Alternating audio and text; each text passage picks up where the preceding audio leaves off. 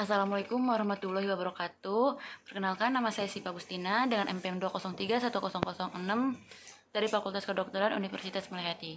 Di sini saya akan menjelaskan tentang plagiarisme dan audit learning. Yang pertama itu saya akan menjelaskan plagiarisme. Tentang plagiarisme, ada 3 istilah yang lazim dipergunakan terkait dengan plagiarisme. Yang Inggris itu plagiarisme, yaitu plagiat, plagiarisme, dan plagiator.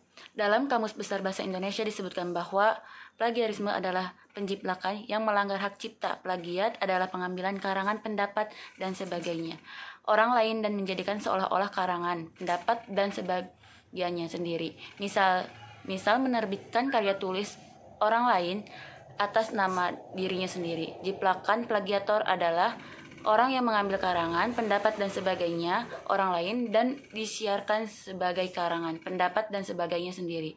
Penjiplakan berdasarkan KBBI disebut istilah plagiarisme, dan plagiat menunjukkan pada pengertian yang kurang lebih sama. Bentuk plagiarisme. Ada berbagai macam bentuk plagiarisme yang dapat ditemukan pada berbagai karya yang diindikasikan mengandung unsur plagiarisme. Dalam Peraturan Materi Pendidikan Nasional Nomor 17 Tahun 2010 di atas disebutkan pasal 2 bahwa perilaku yang termasuk ke dalam bentuk atau lingkup antara lain sebagai berikut. Yang pertama itu ada mengacu dan atau mengutip istilah, kata-kata, kalimat, data, dan atau informasi lain dari suatu sumber tanpa menyebutkan sumber di dalam catatan kutipan dan atau tanpa menyatakan sumber secara memadai. Yang kedua itu ada menggunakan ide, sumber, gagasan, pendapat, opini, pandangan, pernyataan, dan teori tanpa menyatakan sumber secara memadai. Yang ketiga, merumuskan dengan kata-kata atau kalimat sendiri dari sumber kata-kata dan atau kalimat, ide, gagasan, pendapat, opini, pernyataan, dan teori tanpa menyatakan sumber secara memadai. Yang keempat itu menyerahkan, menerbitkan, mempresentasikan, dan atau mempublikasikan suatu karya ilmiah yang dihasilkan dan atau telah dipublikasikan oleh pihak lain sebagai karya ilmiahnya tanpa menyatakan sumber secara memadai. Lalu di sini juga ada strategi menghindari plagiarisme. Perilaku plagiarisme harus dihindari secara sadar dengan penuh tanggung jawab sebagai perwujudan jati diri manusia yang berkepribadian. Persoalannya adalah apakah ada satu bagaimanakah strategi untuk menghindarinya. Ada beberapa cara mencegah perilaku plagiarisme yang dapat dilakukan, yang antara lain adalah sebagai berikut. Yang pertama itu peneguhan prinsip kejujuran pada diri sendiri. Perilaku plagiarisme sebenarnya berurusan dengan masalah mental kejiwaan. Ada dorongan yang timbul di hati seseorang ketika melakukan aktivitas penulisan karya ilmiah atau penciptaan karya seni untuk mengambil karya orang lain. Dorongan inilah yang harus dihindari atau dihilangkan dengan pengendapan prinsip kejujuran tersebut. Jadi, kalaupun karya orang lain tersebut diambil atau dirujuk, hal itu dilakukan dengan memegang prinsip perujukan dalam penulisan karya ilmiah yang berlaku.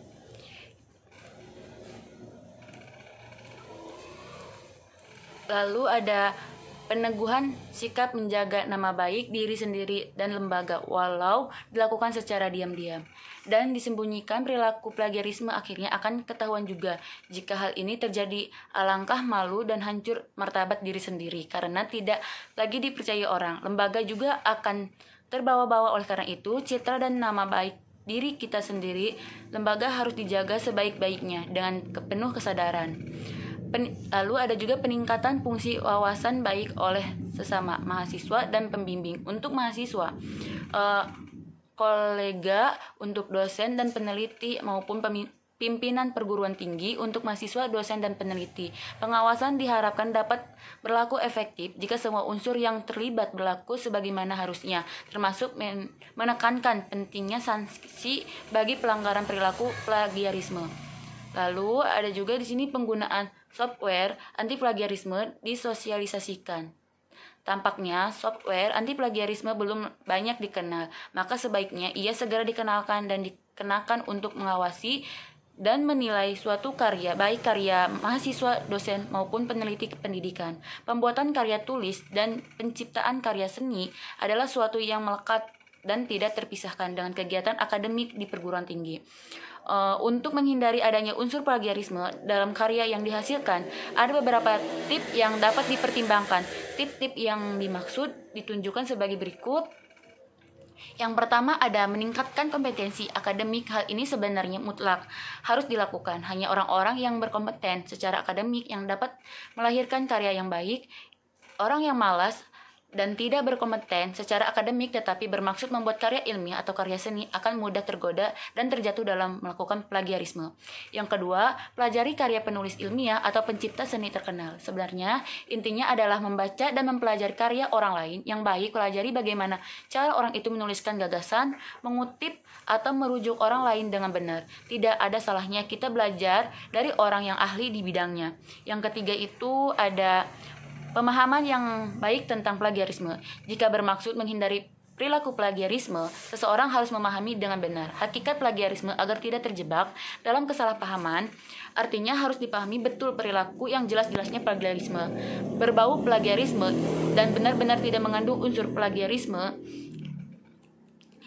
Lalu yang keempat ada katakan tidak untuk perilaku plagiarisme dengan penuh kesadaran dan tanggung jawab.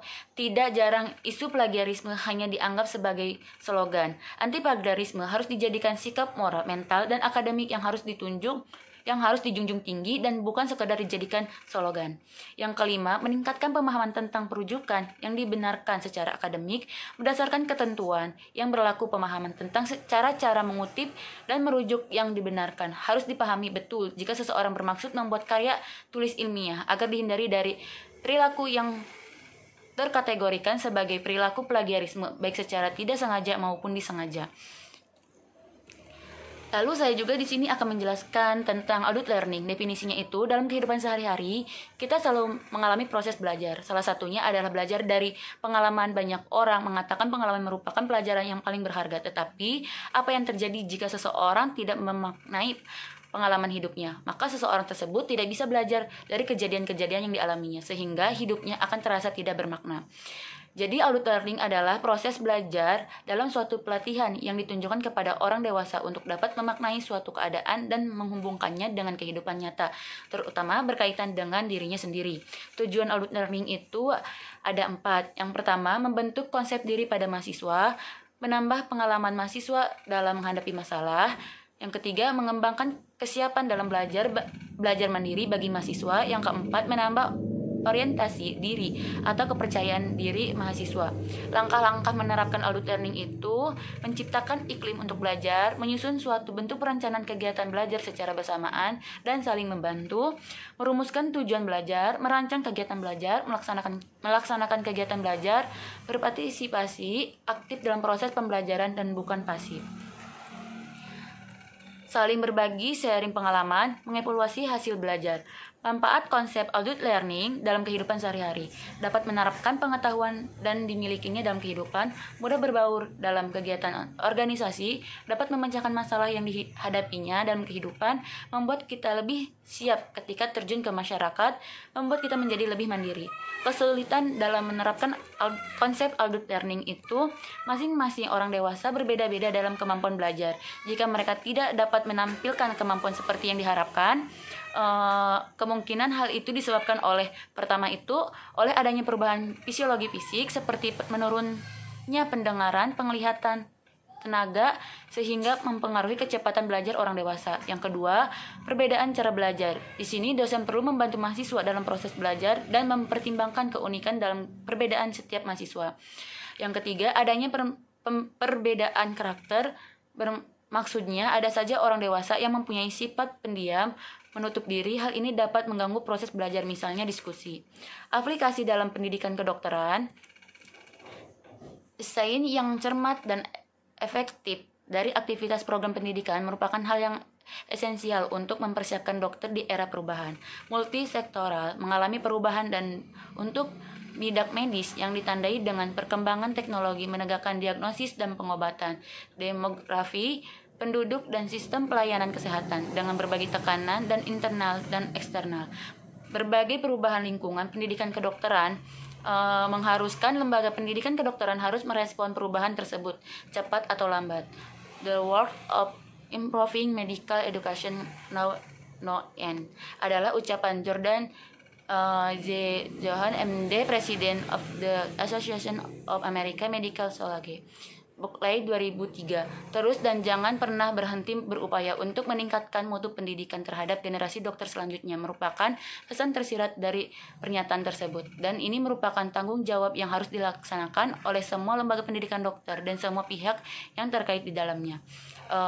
The National Academy of Science Institute of Medical menggambarkan kondisi pendidikan kedokteran ini dan yang akan datang sebagai berikut. Pendidikan untuk profesi kesehatan perlu dirombak secara besar-besaran. Pendidikan klinis sama sekali tidak mengimbangi atau cukup responsif untuk mengubah demografi dan keinginan pasien, mengubah harapan sistem kesehatan, mengembangkan persyaratan praktik dan peraturan staf. Informasi baru fokus pada peningkatan kualitas atau teknologi baru. Institute of Medicine 2001, Institut Kedokteran 2003, halaman 1. Mungkin cukup sekian penjelasan dari saya, kurang dan lebihnya mohon maaf. Wassalamualaikum warahmatullahi wabarakatuh.